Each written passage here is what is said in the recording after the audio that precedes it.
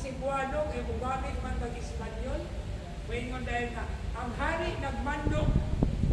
So, mando is the mandate. Yeah, that is the mandate.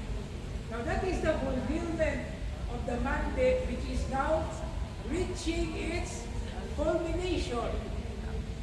Padulong na sa iyang katubanan, katapusan. And what is the beautiful image here? For the night into which Judas disappears also marks the end of the day. So, importante nga itong pagbiya ni Judas. Okay? And then in which Jesus now must do the work that the Father has given him to do.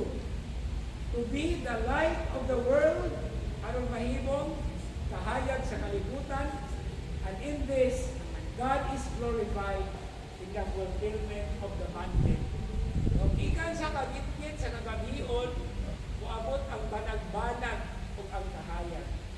Okay? The turnover of from darkness to light. Okay? So, natural, si Judas nila kung siya nag-iig kay mana siya manahon nga, diba? The trial happens. Okay? But then, the night brings us to the dawn, and the dawn brings us to the day. So this is a very beautiful dynamics na ipakita in the Gospel of John in this particular verse. Napunta sa verse 31, ha? Napunta sa verse 31. Okay. Madayon ta sa verse 32. Okay. If God is glorified in Him, God will also glorify Him in Himself, and He will glorify Him at once. Okay. Now, pagsugod sa verse 32, kung inyong tanawon na ay bracket, actually, kuwan na siya. Libutan na siya, in other words, to supply a certain what we call lacuna or source, or it is a reading that is suggested kay usahay ang mga teksto mangod sa Biblia na ay dili kompleto. Okay?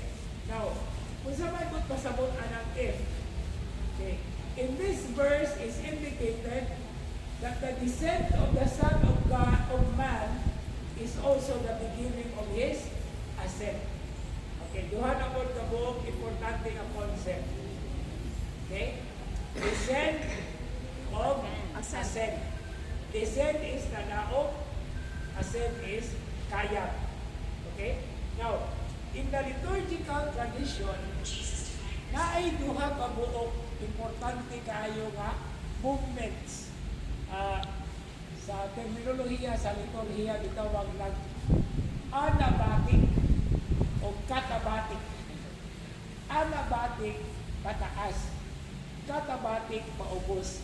Muna siya nga, natay pulo nga catalysis, breakdown, catalysis. No? And then analysis is build up. Do you see the difference? Catalysis, breakdown, analysis, build up. No? So ang duha ka mga gestures, that's part of the pastoral history. Descent, ascent. No? So din siya dikan, nanaog siya, nabalik siya. That is the essence, part of the nature of the Paschal history. Okay. Importante na tayo. Now, unsa man siya may tungod? Okay. It is in that glory or the ascent to which Jesus now directs Himself in distinction of the stage of glory He is, as it were, leaving behind. No? So this is not the glory that is here, but the glory that He looks forward to, the eschatological dimension.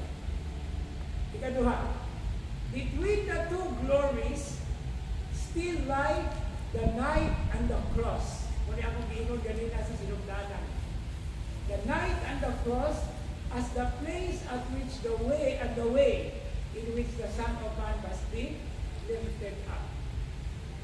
Remembering chapter 3 verse 14, katong gisulti ni Jesus ngadto kang Nicodemus, just as Moses lifted up the serpent in the wilderness, so the Son of Man shall be also lifted, so that whoever believes in him may have eternal life. Okay? And because of this, the hour is now at hand. Ang iyang taknak. Okay? Dili ka mo gamit og oras ha. Kay kanang oras is panyon. So, paghimaya ka dili paghimaya ka Maria. Kay paghimaya ka Maria is glory man ang paghimaya. Unsa man di ay insakto nga translation. Pagmaya Maria, rejoice. Ave, pagmaya Maria, puno ka sa grasya, dili na puno ha. Puno ka sa grasya, ang Ginoo anaa kanimo.